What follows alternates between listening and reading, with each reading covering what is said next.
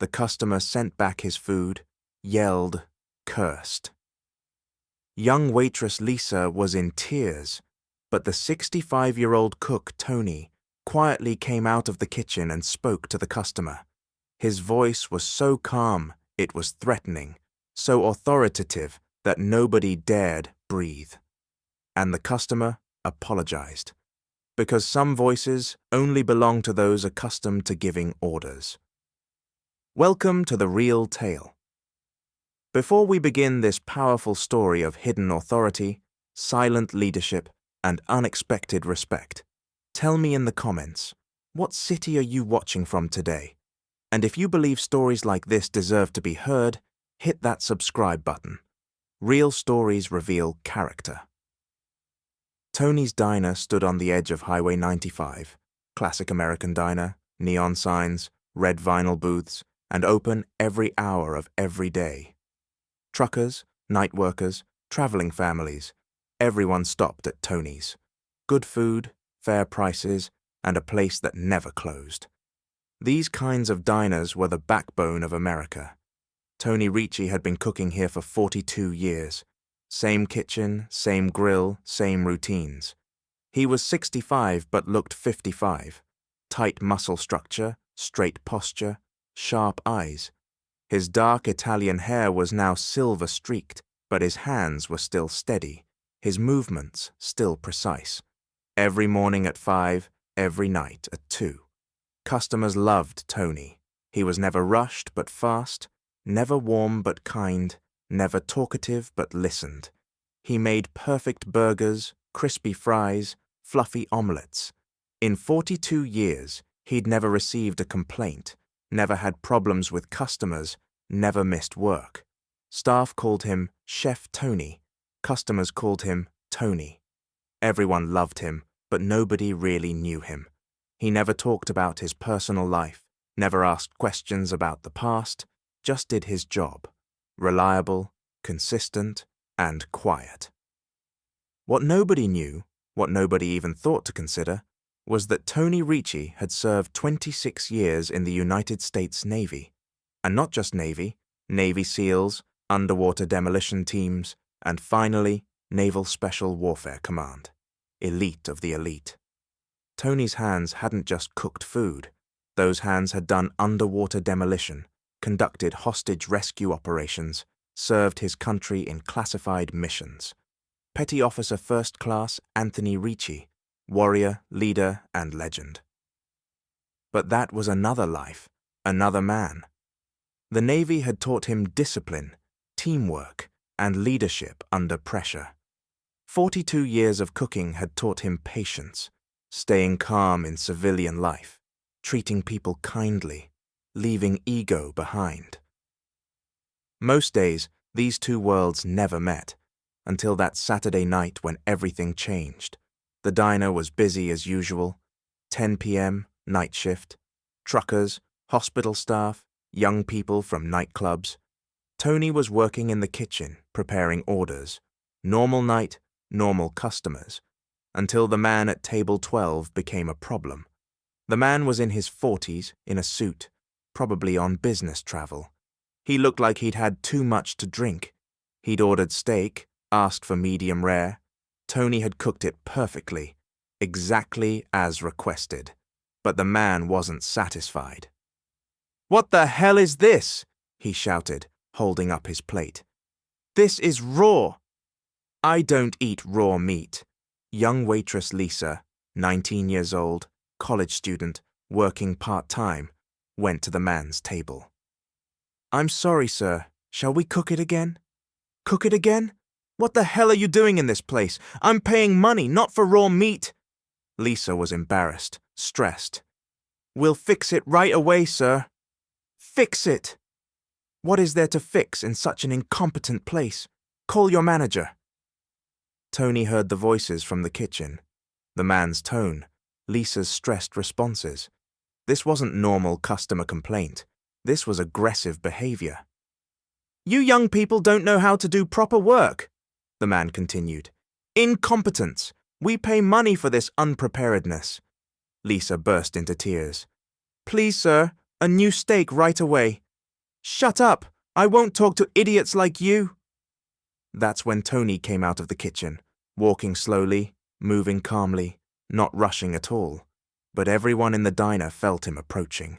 There was something in his posture, his walk, his presence, authority. Tony came to the man's table, stopped. He didn't shout, didn't threaten, just spoke. "Sir," he said, his voice low but clear, "I understand your concerns." The man looked at Tony, a bit surprised.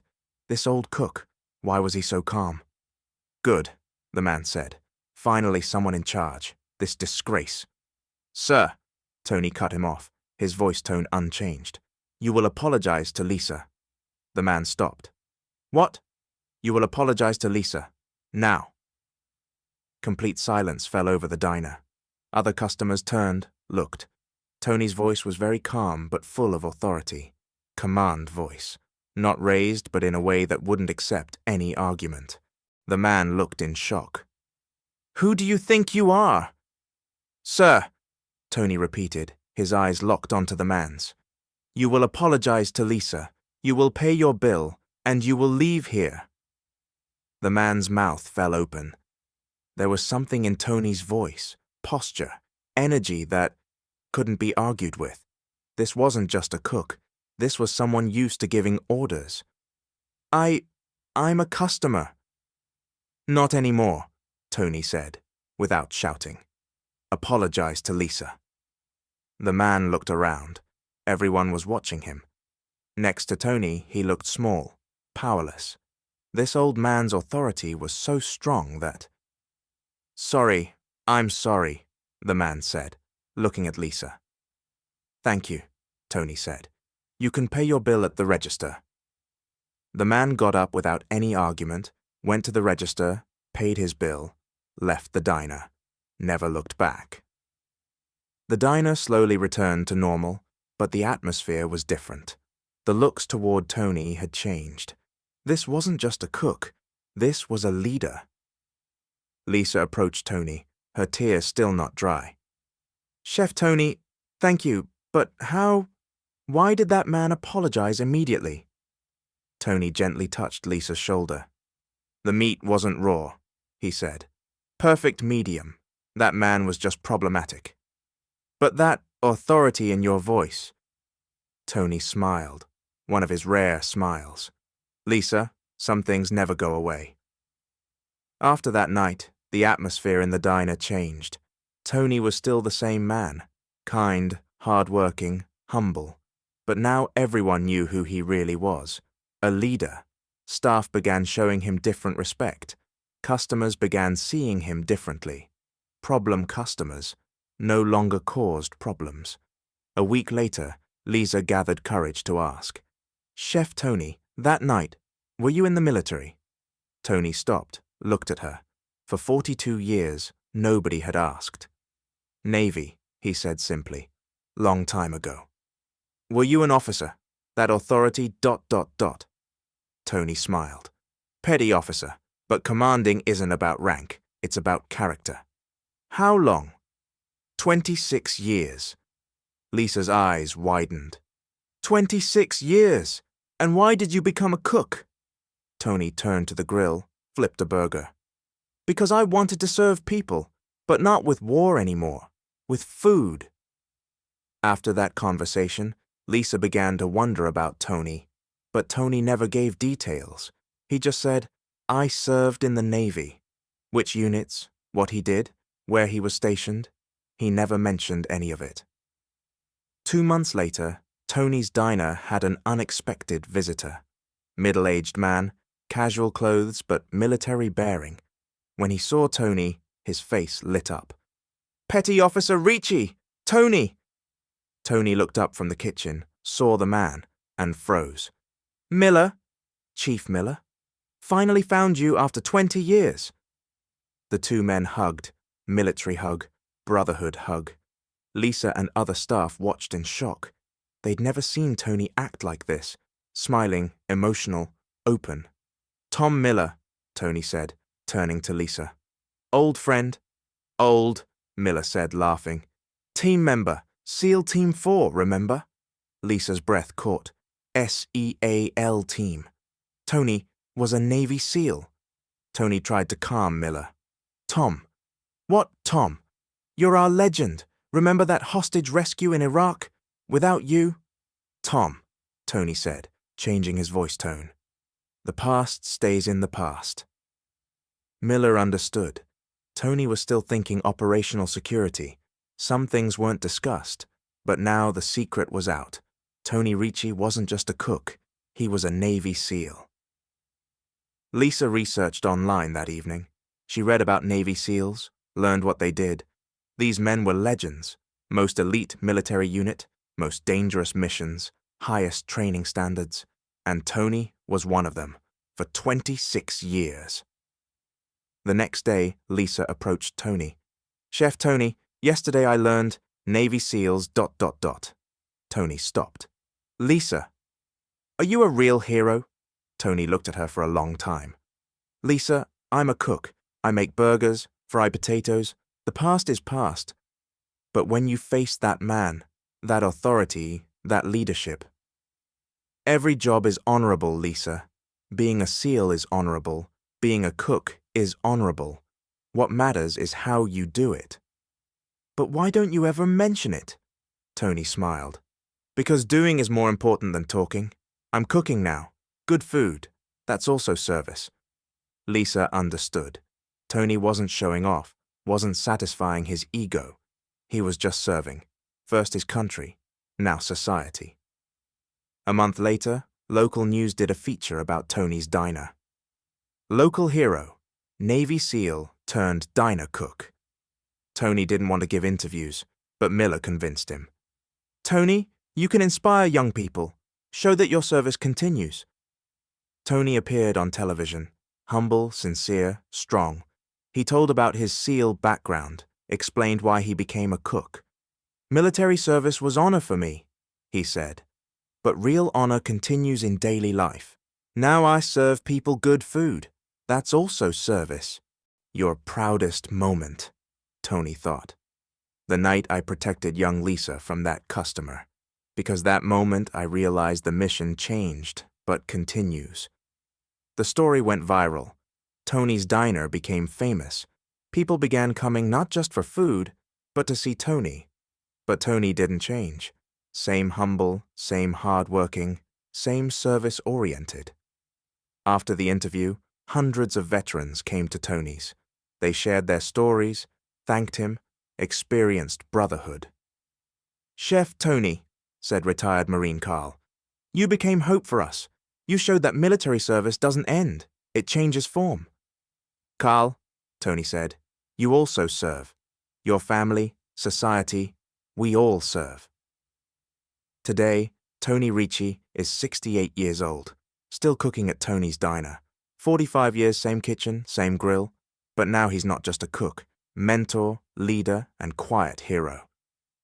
Young staff don't just ask him about cooking, they want life advice too. Chef Tony, I'm worried about the future. Son, Tony says, worry prevents planning. Plan, work, trust. But what if I fail? Failure is a teacher. I failed many times in SEAL training, but I learned. In Tony's office hangs a photo with Miller. 2 friends, smiling faces, brotherhood. Next to it, once a SEAL, always a SEAL. But Tony's most valuable photo is different. Group photo with all diner staff. Underneath, my new team. Military taught me that nothing is stronger than team, Tony says. Now my team is here. Lisa, Mike, Sarah. They're all my brothers and sisters. Lisa still works at Tony's. Now a college graduate, but didn't leave the diner. Why did you choose to stay? People ask her. Because I have a lot to learn from Chef Tony. Leadership, service, humility. Isn't he just a cook? Lisa smiles. Number. He's a teacher, and the best teachers don't teach in classrooms, they teach in life. Tony's influence isn't limited to the diner. He volunteers in local youth programs, mentors veterans, is active in community service. Chef Tony, says young veteran Jake, transitioning from military to civilian life is hard. Your advice? Jake, Tony says, you still serve. Just the uniform changed. Mission continues. What mission? Being a good person, being a good father, being a good citizen. That's also service. Sometimes Tony's old SEAL buddies visit. They sit in the diner, remember old days, but they never talk operation details, just celebrate brotherhood. Tony was one of our best, says former team leader Roberts. Now he's still one of our best. Why? Because he didn't quit service, he changed form. Tony's Diner is now a local landmark, not just a restaurant, but community center. People meet here, talk, share, and Tony greets everyone. Same warmth, same respect. What does this diner mean to you? People ask Tony. Home, he says. This is my new unit, my new mission. What's the mission? Give people good food, safe place, warm atmosphere, and do all this with honor. Every evening when the diner closes, Tony cleans the kitchen, turns off lights, locks the door. But first, he stops for a minute, looks at the diner. He spent 45 years of life between these walls, made thousands of meals, met thousands of customers, mentored hundreds of young people, created a legacy. Military service taught me discipline, Tony says, but the diner taught me compassion. The difference between the two? Discipline makes you strong, compassion makes you complete. Tony Ricci served his country for 26 years. He's been serving his community for 45 years. Different uniform, same honor. And every morning when he comes in at 5, lights his grill, prepares the first burger, he knows the mission continues. Sometimes service comes on battlefields. Sometimes it comes in kitchens. Tony Ricci has experienced both, and now he teaches both.